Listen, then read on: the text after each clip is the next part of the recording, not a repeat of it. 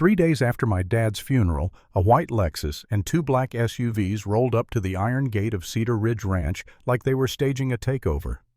A woman in a crisp blazer stepped out heels sinking into the gravel and told me without a hint of shame that the Silver Pines Homeowners Association could fine me $200 a day, starting immediately. I was still wearing my black suit when she smiled and said, "Welcome to the neighborhood, Ethan." Cedar Ridge isn't some cute little cul-de-sac property with matching mailboxes. It's a spread of rough pasture, a long gravel drive, an old barn that leans a little in the wind, and a small lake my dad protected like it was family. He'd always called it the quiet place. Not for parties, not for strangers, not for anyone with a clipboard and opinions. I'd just inherited the land, the responsibility, and this heavy, hollow feeling in my chest that didn't go away even when the sun was out. I was trying to figure out probate utilities and how to mow a ridiculous amount of grass. And then Donna Whitaker showed up like a bill collector with a tan. She didn't introduce herself like a normal person. She introduced herself like a warning. "Donna Whitaker," she said, holding out a clipboard like it was a badge. "President of the Silver Pines Homeowners Association. We've been monitoring the condition of this property." Monitoring. Like I was a teenager and she was my disappointed aunt. I told her, calm as I could manage, "This ranch isn't part of your HOA." Donna's smile didn't move, but her eyes did. They flicked over the gate, the fence line, the barn, like she was already rearranging it all in her head. "Technically," she said, drawing the word out, "you're adjacent, and adjacency impacts the community. We have aesthetic guidelines, safety standards, environmental expectations." Then she slid a stack of papers toward me. Violation notices, one after another. Unapproved fencing, commercial equipment visible, unmaintained shoreline, unauthorized structures, and the cherry on top, $200 per day per item starting the date of the notice. My throat tightened, not because I believed her, but because I could already see the machine behind her words, the kind of machine that buries people in paperwork until they stop moving. I said, "You can't find me. You have no jurisdiction here." Donna tapped the top page with one manicured nail. Click, click, click. "Oh, we'll see," she said like she was tasting the idea. "And just so you know, ignoring homeowners association notices is considered noncompliance." Noncompliance. Like I was a hostile nation. She turned, nodded to the SUVs, and they drove off, leaving my gravel drive marked with fresh tire tracks and my hands shaking around a pile of lies printed on official-looking paper. That night I walked the property line with a flashlight, not because I thought she'd sneak back in, but because my brain wouldn't shut off. The barn creaked. The wind moved through the cottonwoods, and all I could think was my dad spent his life building this place, and I can't even get a week to grieve before someone tries to take it. The next morning, the letters started coming like clockwork. Not from the county, not from anyone with actual authority. From the HOA, certified mail, regular mail, emails, friendly reminders, final notices, escalation warnings. Then the drone showed up. I was hauling a tarp over some old equipment when I heard this mosquito buzz that didn't belong.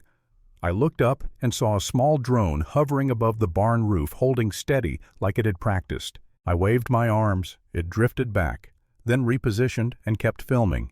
That same day a sheriff's cruiser pulled up. Sheriff Ray Collins stepped out hat in hand, and his expression told me he already knew this was stupid. He didn't swagger, he didn't posture, he just looked tired. "Ethan Parker?" he asked. "Yeah." He glanced at a folder. "We've received multiple complaints. Noise, visual hazards, possible unauthorized dumping near the water." I let out a short laugh that didn't sound like humor. Visual hazards. Ray's mouth twitched like he wanted to smile but couldn't risk it. "Look, I'm not here to make your life harder. I'm here because someone keeps calling." I watched him scan the ranch, and I could tell he wasn't seeing a crime scene. He was seeing a guy alone on a big property trying to hold it together. He lowered his voice. "They do this. They wear people down. Document everything. Don't get pulled into shouting matches." He handed me a card and added, "If anyone steps past your gate, call us." After he left, I sat on the porch steps with Donna's notices in my lap and stared at the numbers. $200 a day, per item. If they kept stacking those, they could make it look like I owed thousands by the end of the month. And that's the moment it hit me, not as a dramatic epiphany, not as some movie line, but as plain ugly math. If I fought, I'd lose time, money, sleep. If I ignored it, they'd escalate until someone else believed them. I didn't sit there thinking I'd done something wrong. I sat there thinking very practically I might not have the bandwidth to outlast people who treated harassment like a hobby. For a couple hours, I didn't do anything. I just listened to the wind and felt the weight of being the new guy holding the bag for an entire legacy. Then Miguel Torres pulled up in a dusty pickup. Miguel had worked with my dad for years, repairs fencing equipment, whatever needed doing. He took one look at the stack of notices and shook his head like it physically offended him. "She's still at it," he said. "Still?" I asked. Miguel leaned against the railing and lowered his voice. "They've been using that lake for years. Parties, paddleboards, weddings. They call it a community amenity like they own it. Your dad fought them off. Quietly."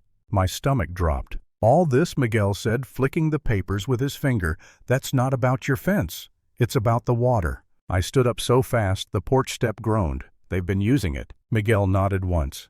"And now they think you're new, you're grieving, and you'll cave." That's what snapped me out of it. Not anger, clarity.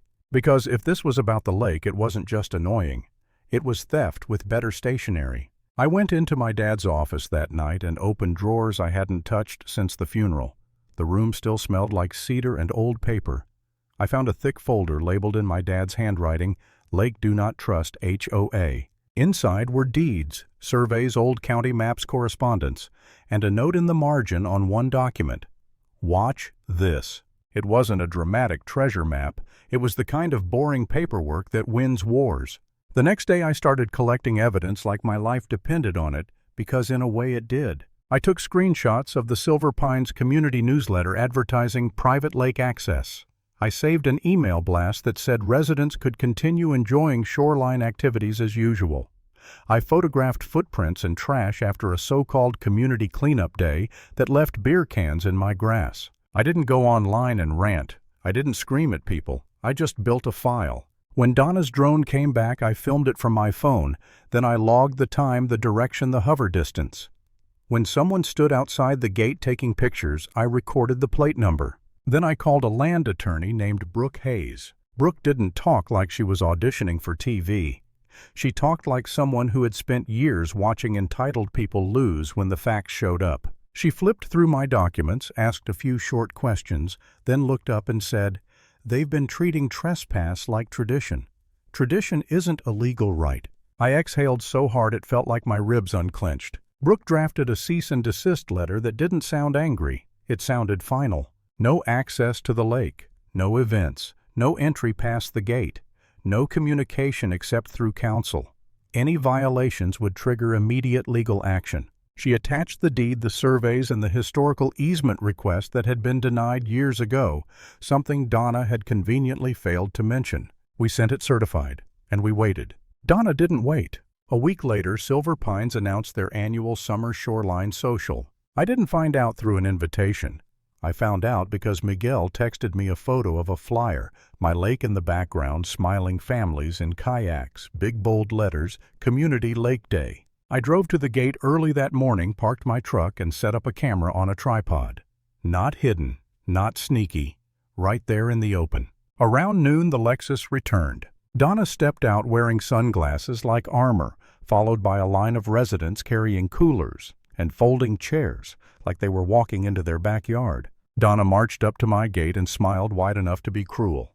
"Oh, good," she said. "You're here. This will go smoothly." I didn't raise my voice. I didn't insult her. I just said, "No one is entering. This is private property." Donna lifted her clipboard.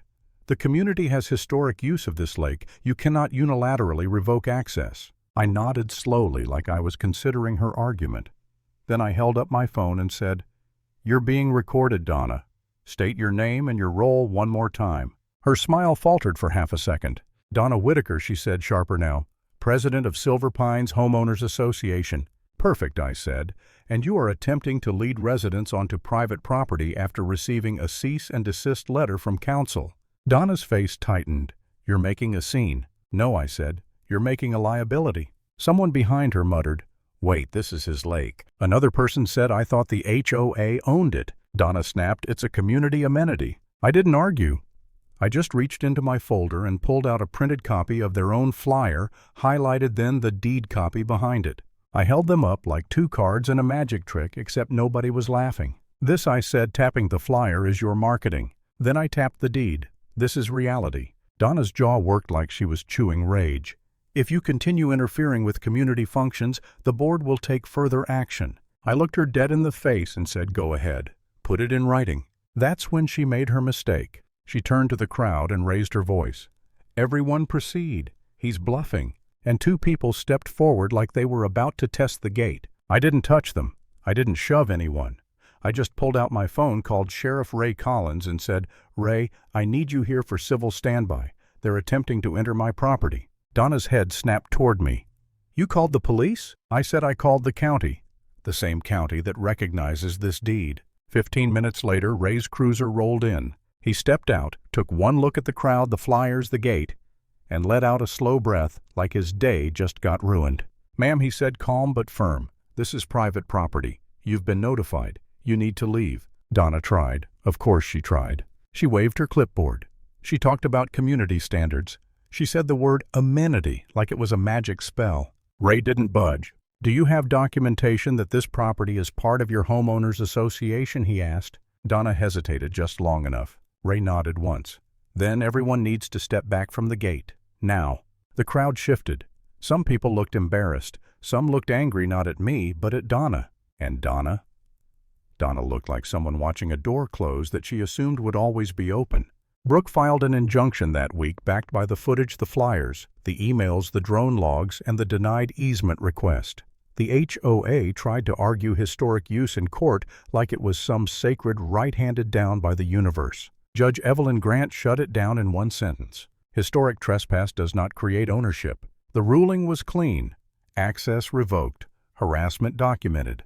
The Homeowners Association ordered to stop all enforcement attempts against my property. Then came the part Donna didn't see coming. An audit request tied to the lake events, the fees they'd collected, the amenity budget lines that didn't belong to them. 2 weeks later, I got a final email from Silver Pines. Not from Donna, from an interim board chair. It said Donna Whitaker had been removed as president pending investigation, effective immediately. I stood on my porch, reread that line twice, and felt something steady return to my chest. Not triumph, not celebration, just the quiet satisfaction of reality winning. Because the thing about bullies with clipboards is simple. They only look powerful until you make them prove it.